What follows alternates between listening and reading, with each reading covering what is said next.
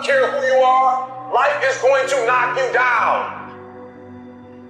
Listen to me, many of you right now, life's got you up against the rope, and you got to do me a favor. Like, you can't give up. You can't give in. Pain is temporary. Pain is your friend. Pain is going to take you to the next level. When you going through pain, I know what you're feeling. I know exactly, because I've been there. I've done that. But you got to work through it. And the reason why most of you are not successful is because every single time stuff not going your way, you give up, you quit, you let go, and people feel weakness. They feel it. You can feel when somebody's not committed, when they're not all in, when they're not dedicated. And there's another level you get to when you go all in. Winners win and losers lose. There are going to be times that you're going to be wondering, why should I keep showing up and working my business? Why should I keep at it? Why should I keep showing up to the conventions? Why should I keep picking up the phones and making the phone calls? Why should I keep fighting for my goals and fighting for my dreams? And what I want to remind you is that you got to show up for your life regardless of the circumstances. You got to show up in spite of the naysayers. You got to show up in spite of the conversation going on in your mind. You got to show up for your life, because if you don't, nobody else will. If you want unreasonable results in your life, you've got to be willing to be unreasonable. Part of being unreasonable, you don't judge according to appearances. Part of being unreasonable, you can see it because you believe it. You must have the faith to call forth those things that be not as though they were. You've got to decide, I deserve this, and I'm going to have it. You've got to say yes to your life. You've got to say yes. Yes to my dreams. Yes to me. Yes, I can make it. Yes, I can. Doesn't matter how many failures I've made. Doesn't matter how many mistakes I've endured. Doesn't matter about my defeats. Doesn't matter about what I've done.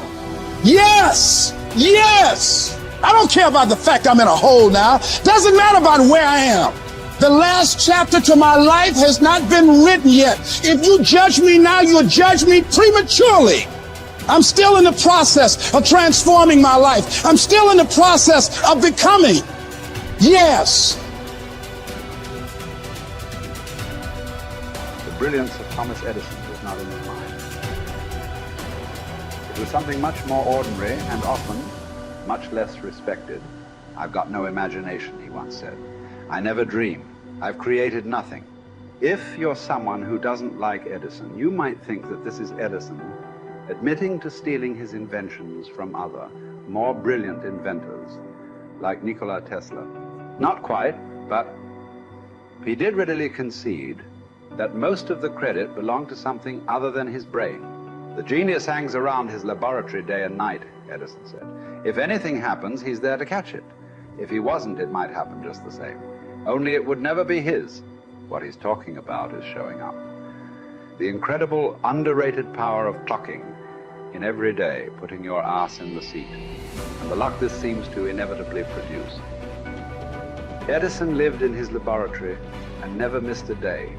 Like Gehrig, even when he was sick, when he was tired, or when visited by tragedy or disaster. The modern conveniences we can trace to his lab then owe far more to his body than his brain, to the compounding power of consistency rather than sheer brilliance. It wasn't about inspiration. It was about getting to work, show up and try. Get on the treadmill, pick up the violin, script out some sequence, reach out to some clients, read some reports, lift a couple weights, jog 1 mile, cross one thing off the to-do list, chase down a lead. It doesn't matter what it is.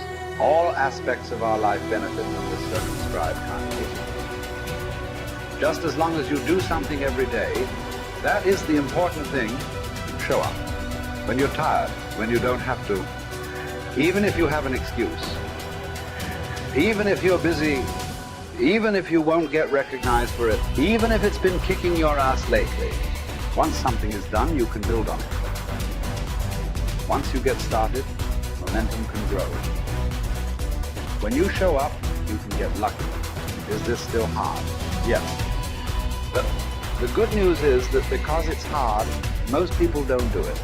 They don't show up.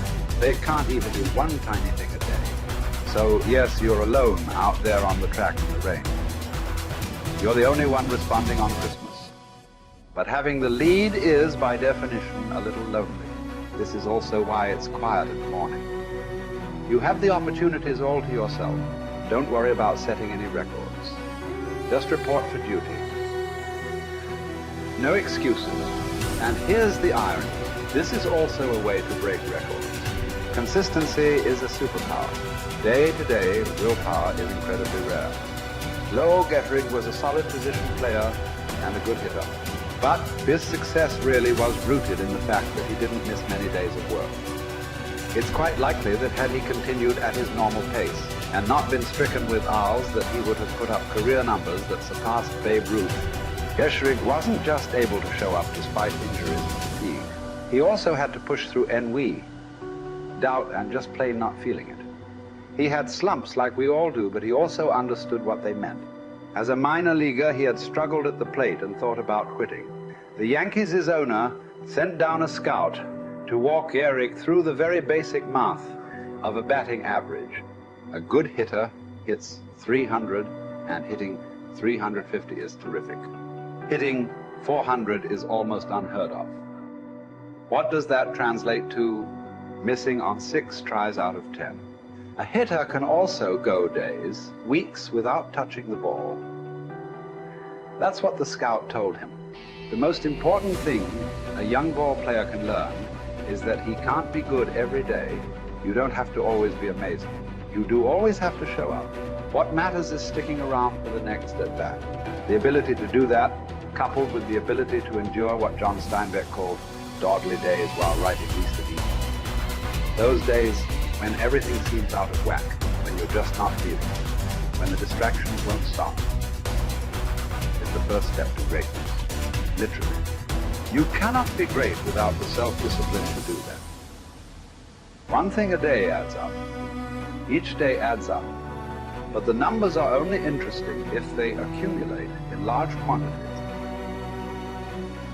You guys that are just getting started, you're not going to start right here. You're going to start down there, probably in another city, another town. I grew up in Lake Charles, Louisiana, no money, raised by a single mother. I was in debt at 25 years old. First thing that I had to do in my life was not learn a new skill. First thing I had to do to get my life moving in the right direction was self-development. It is vital. It was vital for me that I improved myself and I could start depending upon me. I had to show up every day with some rituals, some disciplines, and start getting myself to trust me, not trust others, but trust myself to do the right thing every day. One of the things that I started doing was beating the sun up every morning. I'm going to beat that sun up every morning so that I have the discipline and the control over my life. So I knew, hey, before that thing pops, I'm going to pop. I'm going to get out of bed, depend on myself, get up at the same time every day. And for me, that time, regardless of where I was beat that sun up. No matter where I am, I'm going to beat that thing up. So it gives me a sense of control over my own life. Second thing, I had to start cleaning up my life and my friends and my environment. When I was younger, between 15 and 25, I was doing crazy stuff in my life. Wasting my weekends. I have the saying, weekends are for the weak.